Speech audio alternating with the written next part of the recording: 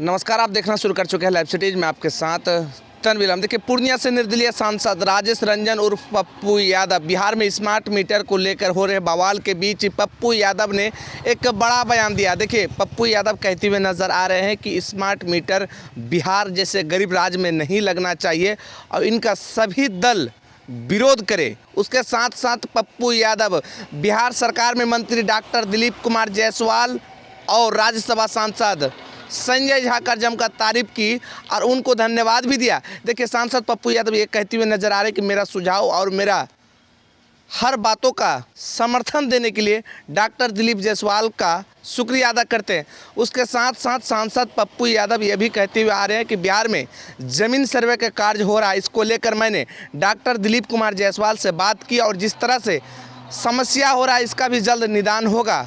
उसके साथ साथ सांसद पप्पू यादव ये भी कहते हुए नज़र आ रहे हैं कि 28 तारीख को उनके जो पैतृक घर है मधेपुरा के खुदरा आवास पर कार्यक्रम है, उन पे गरीब परिवारों को विवाह भवन का वितरण किया जाएगा ताकि गरीब लोग इसका लाभ उठा सके। उसके साथ साथ पप्पू यादव ये भी कहते हुए नज़र आ रहे हैं कि 29 तारीख को पूर्णिया के रामभूमि मैदान में पिताजी के निधन के बाद शांति के लिए भोज रखा गया, जिसमें सभी लोगों को सांसद पप्पू यादव आने के लिए निमंत्रण भी दिया। पहले सुनिए सांसद पप्पू यादव क्या कुछ कह रहे हैं।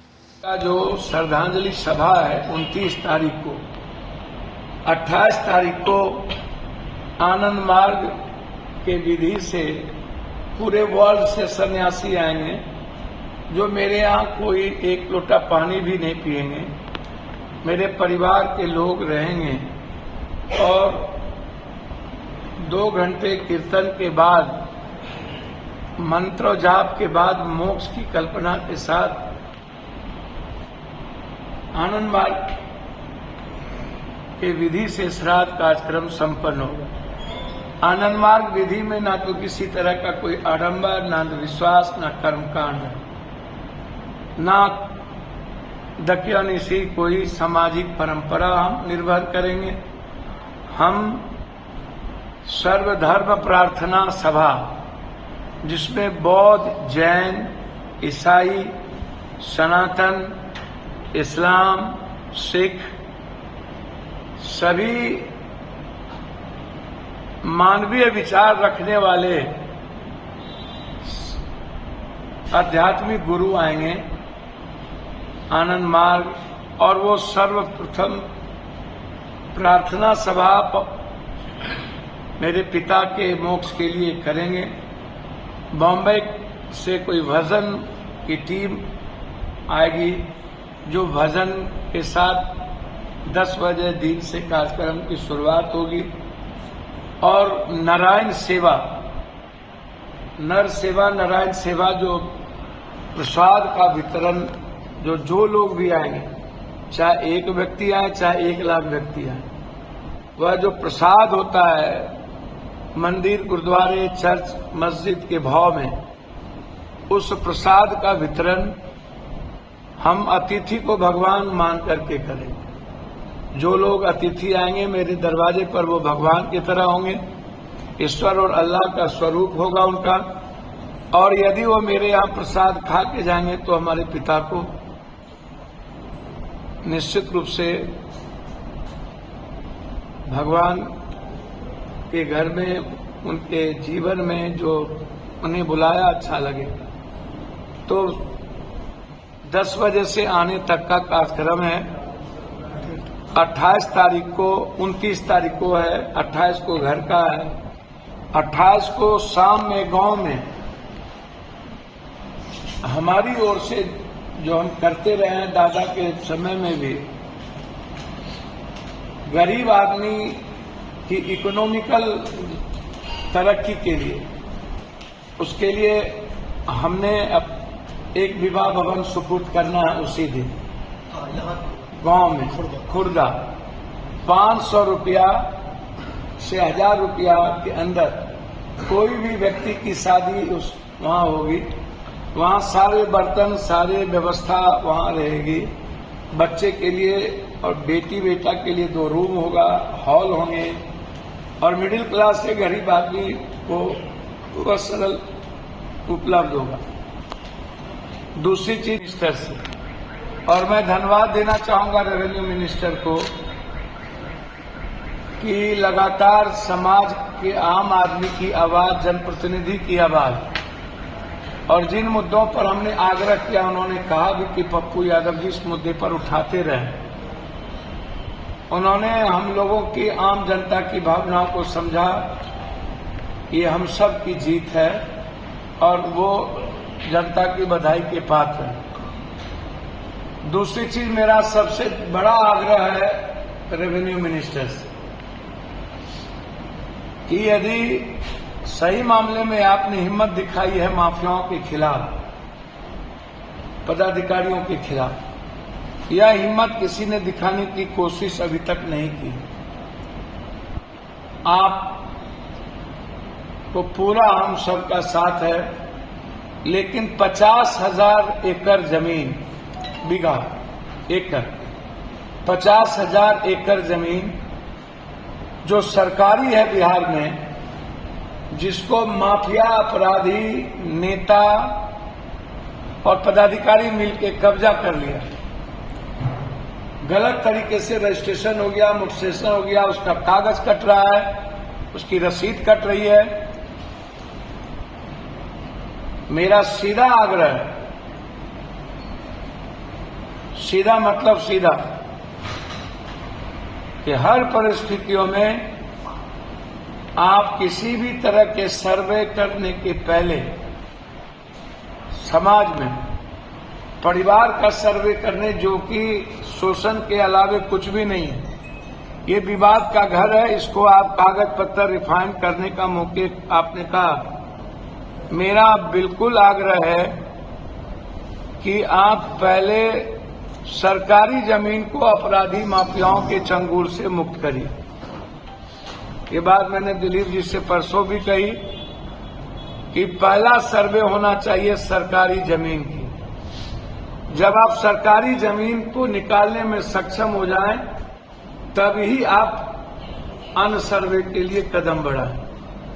सरकारी जमीन जो आज बड़े बड़े पूंजीपति और उद्योगपति और व्यापारी इसको उठाए हुए हैं, इससे आप निकालिए, और हम उस जमीन को निकालने के लिए हम लड़ेंगे, लगातार आवाज उठाएं। अंतिम आग्रह किया था,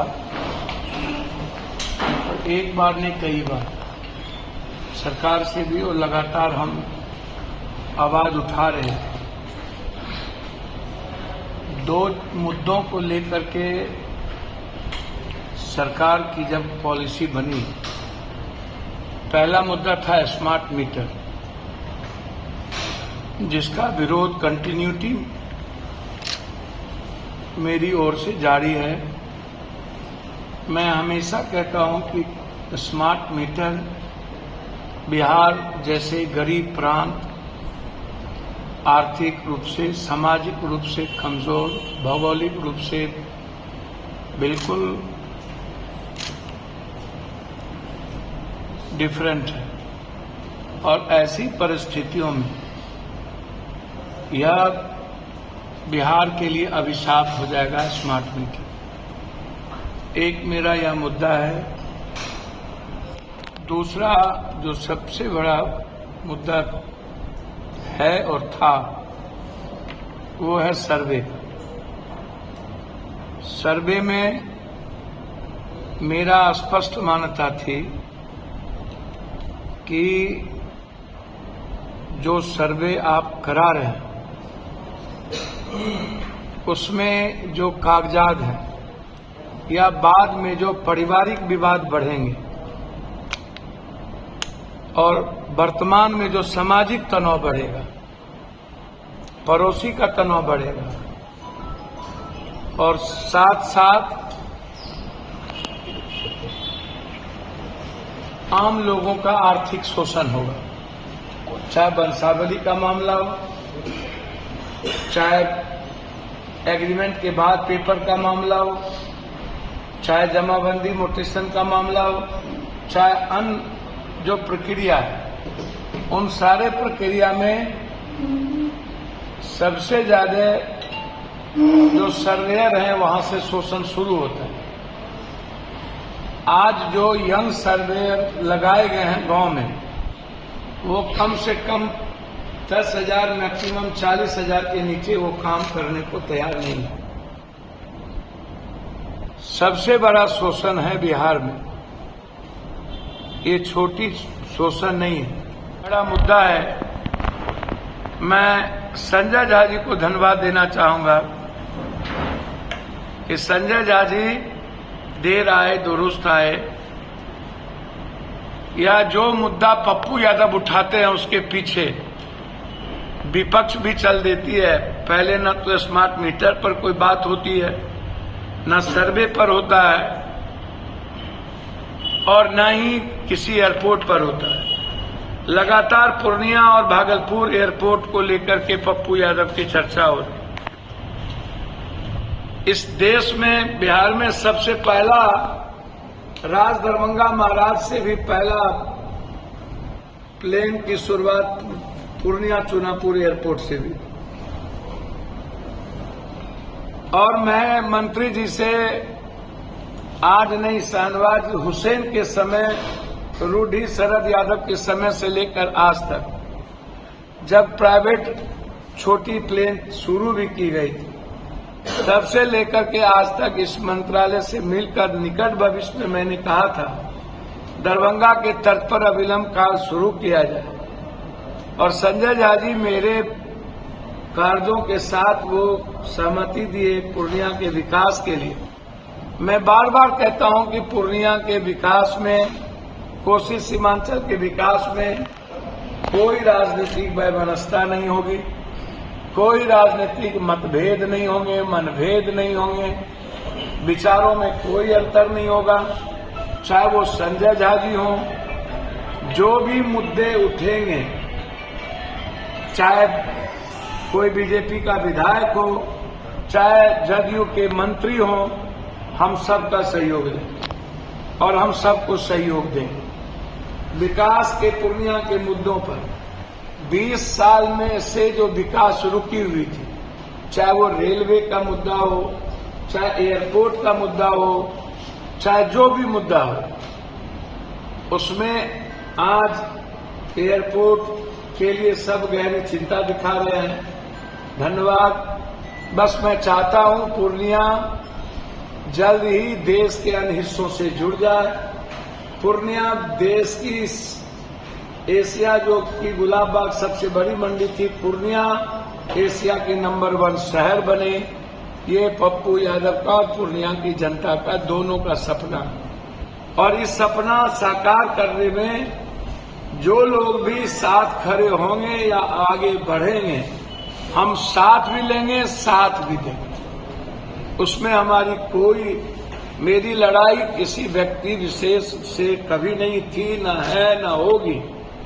मेरी वैचारिक लड़ाई है अपराधी, माफिया और गलत व्यवस्था के खिलाफ। 28 तारीख की सुबह जहां मां मेरी रहती है, कोर्ट स्टेशन वहां है जहां पिता रहते थे। और 29 तारीख को पूरे देश से जो भी आना चाहेंगे, चाहे वो खास हो, आम हो, पीएम से सीएम तक, मंत्री, सभी लोग जो भी हमारे दुख में सम्मिलित हुए हैं, जिन लोगों की भी हमारे दुख में लोग अपने पिता की तरह, परिवार की तरह उन्होंने सहानुभूति दिखाया है, हम सबका स्वागत करेंगे। और मुझे अच्छा लगेगा 29 तारीख को जब सभी लोग एक परिवार की तरह हम लोग उसमें सम्मिलित हों। धन्यवाद। तो सुना आपने, हमारे साथ थे पूर्णिया से सांसद राजेश रंजन उर्फ पप्पू यादव, कहते हुए नजर आ रहे हैं कि बिहार में स्मार्ट मीटर का विरोध सभी दल करे और ये बिहार के लिए नहीं है, गरीब राज्य है, इनका सभी लोग विरोध करना चाहिए।